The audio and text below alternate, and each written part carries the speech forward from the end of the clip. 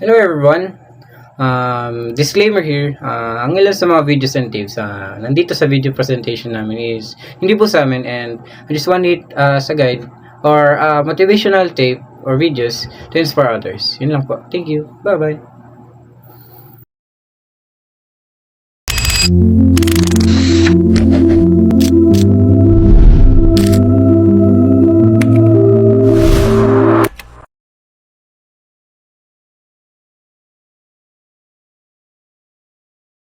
Good morning, everyone. I am Dedicated from Tarawagan. I'm here to interview Ma'am Justine. Yung tanong ko sa number one. What was the biggest challenge you faced before achieving success in your life? Okay. So basically, one of my biggest success that the recent na lang, yung recent po na na-achieve is yung nakapasa ko ng board exam. Though I have a lot of achievements in my life, especially I'm a business owner, and I'm also a beauty queen, nationally and internationally. And as well as being a teacher, that is my most achievement in my life, is yung kakapasa ko nga lang ng board exam. But I do also have a lot of challenges and risks that I take before having that achievement. So first of all, I'm not bragging to impress, but bragging to inspire. The risk that I'm taking is to, of course, have the knowledge and skills na ipepresent ko sa lahat sa maraming tao. Because of some reasons na ginusto ko siya, or somehow na napilitan lang akong gawin. So those risks reminds me to follow my dreams. And that risks and challenges, hindi ko siya ininda as challenges talaga. It means that I'm just stepping one by one to achieve that achievement. So that's it. How did you overcome failures or rejection you encountered at the start of your career? I face rejections a lot, especially sa mga tao hindi mo naman sila makikis. When it comes to pleasing people, you don't have to show any to show off yourself as a person. You don't need to show it. You just have to acknowledge yourself at first and believe in yourself. So just in trying that, just facing those rejections na natatanggap ko, ang sinasabi ko na lang sa sarili ko is, no matter what happened, ako. Were there times you wanted to give up? What keeps you going? Oh, there's a lot of times talaga na when it shows to the word give up. Sobrang lalim ng word na yan. Kasi ako as a person, iba-iba naman tayo ng mga personalities, di ba? But me as a person, yung word na give up na yan is, hindi yan discouragement para sa akin. Ang word na rejection na yan is just being accepted. Kasi once someone rejected you, para sa akin, it means that someone is willing to know you more. Other person, it means, kung sino man yung nag-reject sa'yo, pero may iba pang person na tatanggap sa'yo, which is, in a positive way, it's having that acceptance na marami akong ma-achieve pa sa buhay. And those rejections, the main lesson that I have learned to that is never give up on your dream. Instead, you just keep on trying.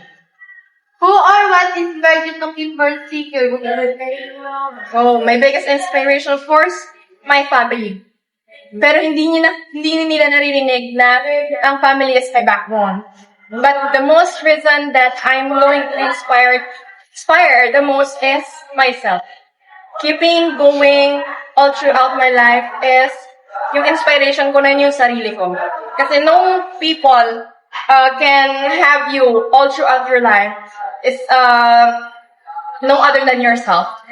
Lahat ng problema, lahat ng challenges na makamit mo sa buhay mo, ang lagi mo lang katuwang sa sarili mo. So that inspiration gives me a lot of skills and a lot of things to do when it comes to getting and reaching my goals in life. How did you maintain discipline and determination despite the obstacles? I have this character on myself na being eager. So that eagerness in myself is just just as a testimony of me na lahat ng gagawin ko is dapat mapatunayan ko. Hindi para patunayan sa ibang tao, hindi mapatunayan ko sa sarili ko, kaya ko wala. So, and that means, those struggles that I'm facing, hindi ko yun isinasa walang bahala, kundi I'm just keep on learning on my mistakes and on my way para sa future ko pa. So, what is the key lesson you learned from your mistake that you'd like to share with others? To answer that question, it's very emotionally expressing. But those challenges na talagang hindi ko na kinakaya is I was diagnosed last 2019 with the mental illnesses, and I consulted with a psychiatrist. And those things na nagpa-remind sa akin na akala ko baliw na. But hindi. Kasi yung pagkausap ko sa psychiatrist, it reminds me of something na hindi lang ako hanggang doon at hindi ka kakaiba. It means that you are unique on yourself. And those uniqueness is I'm encouraging that everyone na nakakaranas ng mga downfalls, rejections, any challenges in their lives, that I just want them to be themselves. Just trust your guts, instincts, and so on. Kasi yan lang naman makakatulong sa'yo in your future life. And as well as being an inspiration and motivational speakers from my students and my people around me, is I got impacted with my personality as well na maging good influence to others. So, how did you handle pressure and stress while navigating the path? How I handle my pressure. I believe masasagot mo ang lahat ng katanungan pag sinagot mo yan with grace under the pressure. So, under the pressure means na hindi ka naman matututo nang hindi ka na-pressure. Hindi ka aangat sa buhay mo kung walang pressure. Lahat yan pagdadaanan natin na mahirap. So, pag hindi mo pinaghirapan yan means na naloko ka. Or in just pag-easy way kasi, baka sakaling may consequence na mangyari. But those struggles and having that negativity, just think positive as always na all throughout those days, malalampasan mo yun. What would you say was the most important decision you made in your life? Pardon? Ano po, important decision you made in your life? What decision? What is the most important thing that I achieved? That I achieved in my career is that I'm still believing in myself, no matter what happened, and I'm just going with the flow. How do you use your experience to help or inspire others? Again, pardon ako. How do you use your experience to help or inspire others? Okay. As well as being a teacher, yan ang pinaka-biggest achievement na na-take ko as a people, as a humanity in our society. Is maging teacher. Because teacher teaches a lot of things. And teacher is the role model of the classroom. And as well as the role model of itself, nakaka-inspire and motivate ako na lalo na ng mga estudyante na gustong maging katulad ko.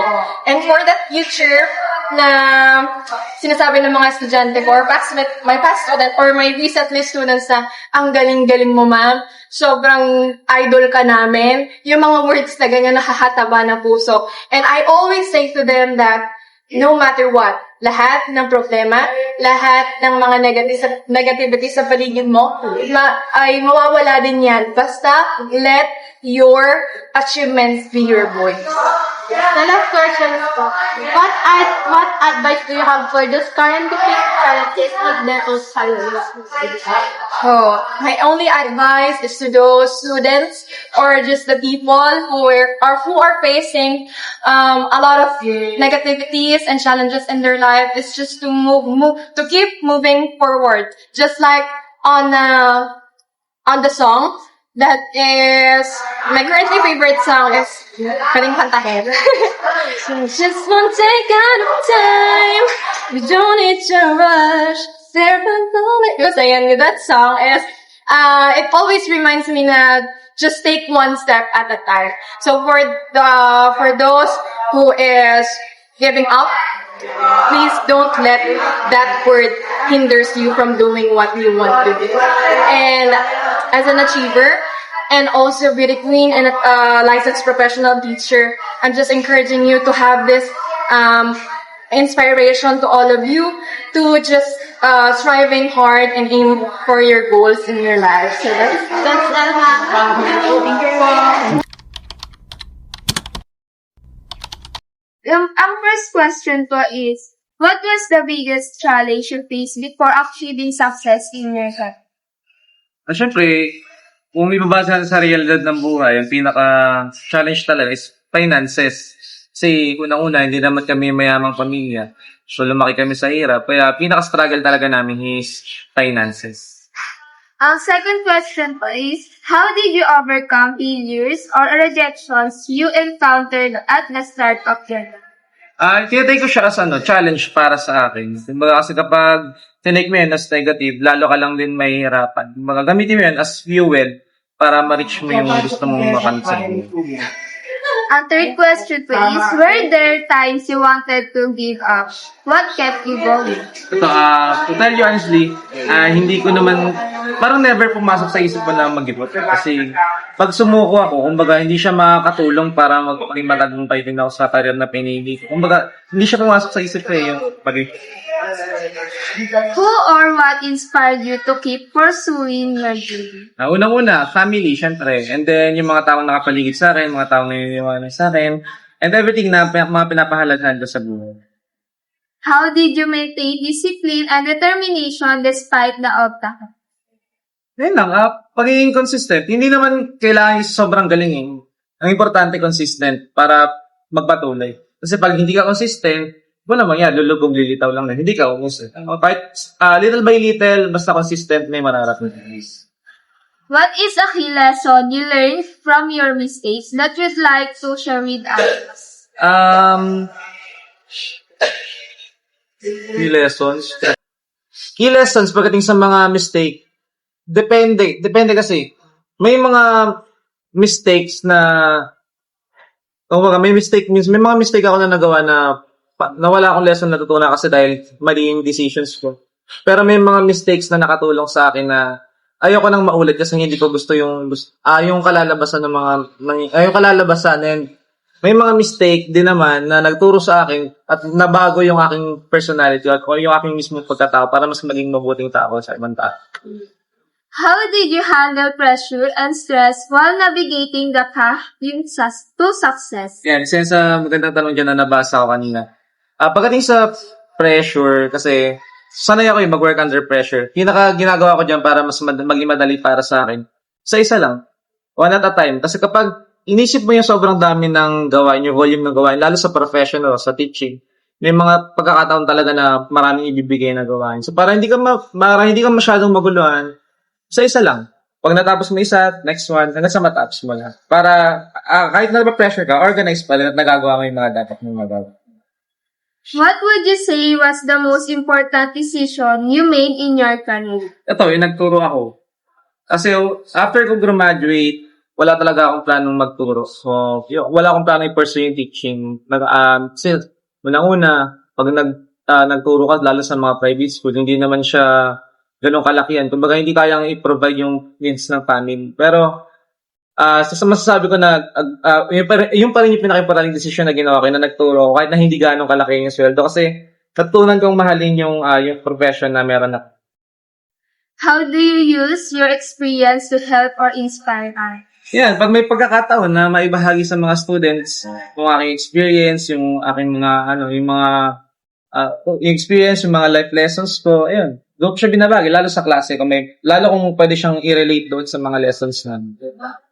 What advice do you have for those currently facing challenges in their own career? Kaya magpatuloy lang kasi darating naman yung time na ayon at ayon sa atin yung tadhana. Hindi man instant yung pagdating yung bunga ng lahat ng paghihirap natin. Darating yung panahon magbubunga at magbubunga si Mama. Ayun lang po. Thank you po, sir. Thank you very much.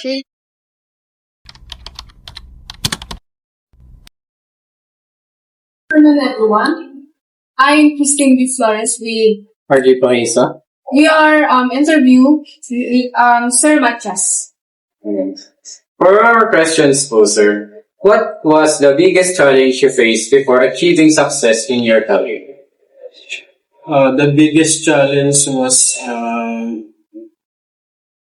yung kahirapan.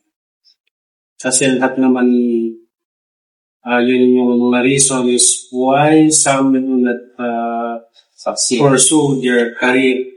Kasi syempre, hindi naman pwedeng gusto ko ito. Dire-diretso ka na, you have to consider many things. Yes. Unang-una, resources. Kaya ba ng parents mo? Ako kasi my dream was to become a civil engineer. Pero dahil sa kahirapan, siyempre, inisip ko yun. Bago nung sabi nila, kaya ka namin mapag-enroll siguro one sem after the other. So, ibig sabihin, pahinto-rin to. Ayaw ko nung ganun. So, yung education, kahit hindi siya yung peak ng pangarap ko, na kailangan kong iporso siya kasi yun yung kaya ng parents. So first of all, dapat isa sa mga pinaka-challenge talaga nun is yung kahirapan, plus yung resources.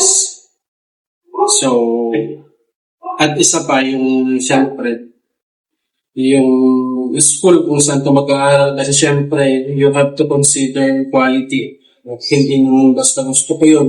Kung saan school. Maraming nag-offer, pero meron yung particular school na kapag nag-apply ka ng trabaho, marinig lang nila yung pangalan ng school. They will consider you right away. So, isa yun sa mga, kaya kayo dapat pag nagpulso kayo ng dream, consider niyo yung school, not necessarily public, private I should say. Kasi may mga private na yes, pero in terms of those courses na ino-offer nila, hindi nagbo-boom. So kahit maganda yung pangalan ng school, so hindi naman nagbo-boom yung course na ino-offer nila, dapat hindi mo na yun. Or meron namang public na hindi sikat, pero yung course na ino-offer nila ay nagbo-boom sa community. So, The second one po, sir, how did you overcome failures or rejections you encountered at the start of your career? unang-una, yun na nga, kailangan mo mag-isip. You have to consider all the things na kailangan mo gawin. Kasi yung kahirapan nandyan na eh. Pero may mga ways in order for you to continue your studies. Kasi in the province, kasi ako noon, katulad nga, hindi ko na hit yung pinaka-dream ko. Then, nag-aral ako sa PNU, Philippine Normal University, siguro nare-rate naman ng quality ng mga teachers na galing sa school ngayon. Ganda. So, yun, nung nakapasok ako, syempre mahirap. Pero ang ginagawa ko is para magkaroon ng, yung mga parents ko kasi po, farmers. So, at yung school, medyo malayo pa siya. So, kailangan mag-boarding house. Syempre, may boarding fee, pamasahe, papunta. At ang kinikita ng parents ay medyo hindi sapat. So, ang ginagawa, kapag Saturday, Sunday, nagpupunta ako sa bukid. Nung dati pa, nagagapas ng palay mo. Maghapon para kumita, yes. Then, para may pandagdag dun sa ibibigay nila, pagdating ng Monday hanggang ano naman. Then, Friday pa lang, meron na naman sinasabi o meron tayong tatrabaho doon sa ganun. So, yun. So, ang pinaka-ano doon, kailangan nung I use my time wisely. Kahit, syempre, yung barkada nandyan lang. Pero yung pangarap mo, pag naiwanan mo yon, buong buhay mo, wala. Kaibigan, nandyan lang sila. Every step of your way in your life, makakahanap ka ng kaibigan. Pero pag nasira mo yung pangarap mo, wala ka ng pipuntahan. So, dapat pangarap mo ang unahin. Hindi mo ang The third one po, sir, were there times you wanted to give up? What kept you going? many times. Kasi, syempre, yung isipin mo lang na nahihirapan yung magulang mo. Tapos, may mga times sa school na meron kang gusto. Yung mga kaibigan mo, meron lahat sila, ikaw wala.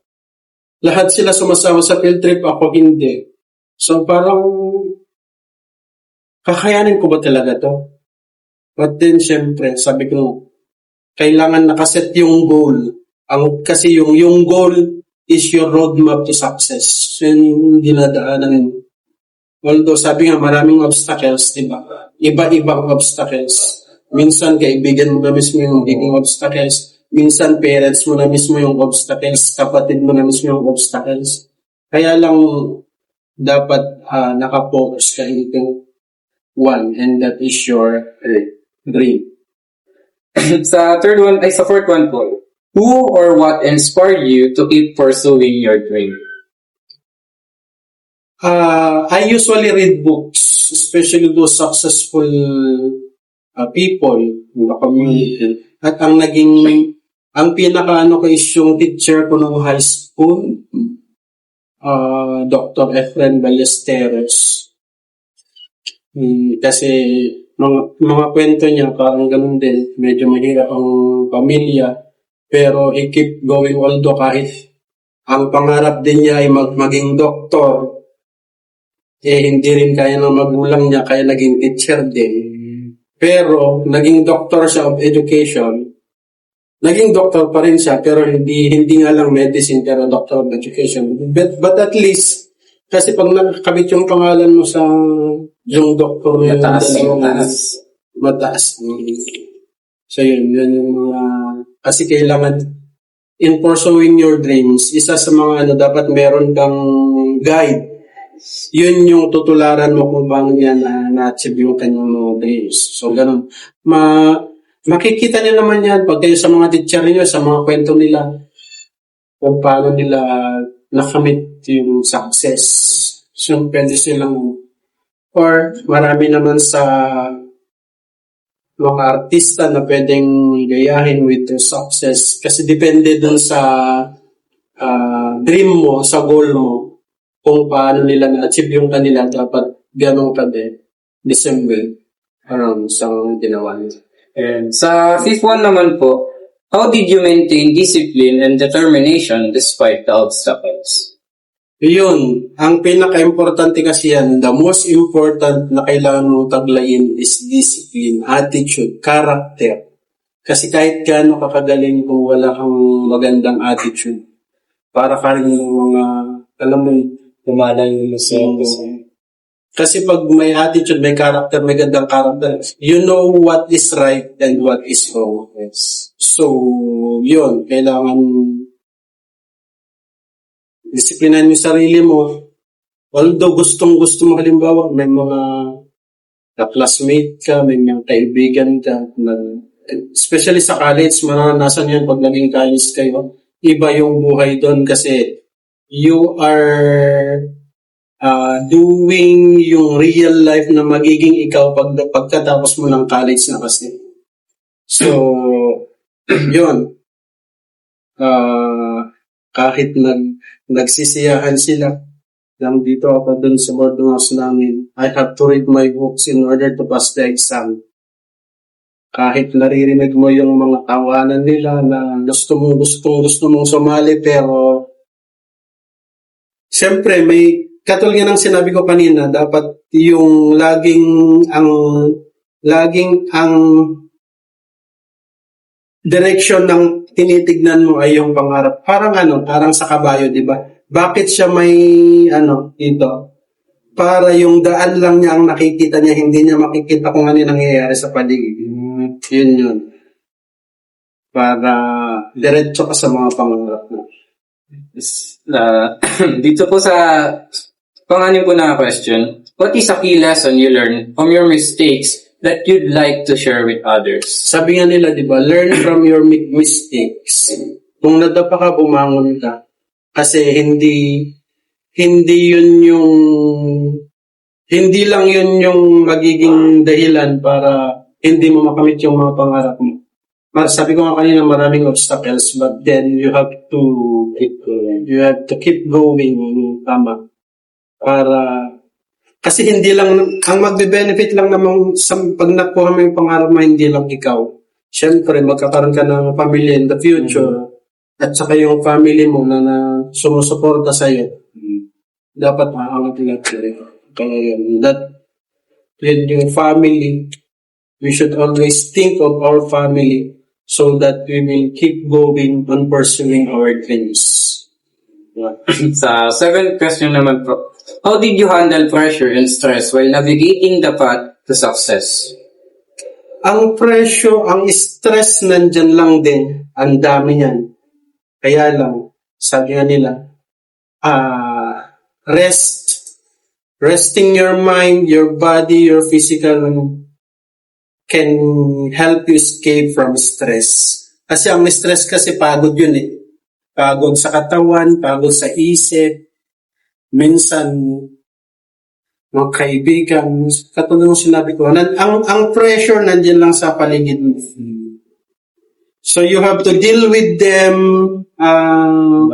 balancely para hindi ka lumubog, para hindi ka matalo. So, may times na kailangan mong basta katulad ng sinabi ko, dapat ang iniisip mo palagi ay yung goal mo para hindi ka mawawala.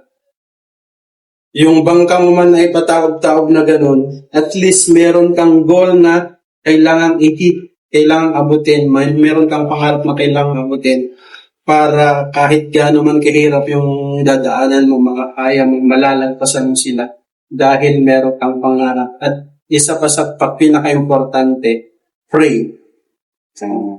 Kasi si Lord ang yung times na wala ka nang malalapitan, mag-pray ka lang at lahat ng bagay sa buhay mo ay gagaan.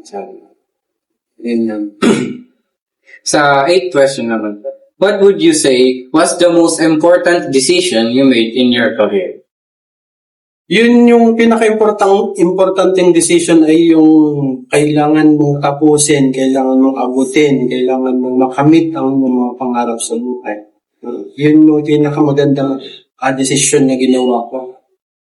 Dahil inabot ko yung mga pangarap ko at ngayon kahit papano hindi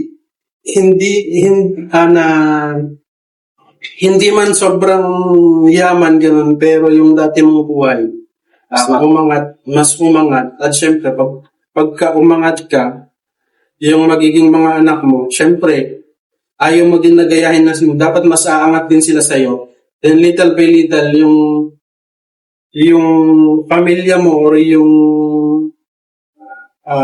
future ng yung mga anak mo na angat ng ganyan. Hanggang hindi man ikaw, yung mga magiging siblings mo, sila naman yung kakamit ng mga hindi mo nakamit ng mga pangarap mo sa buhay.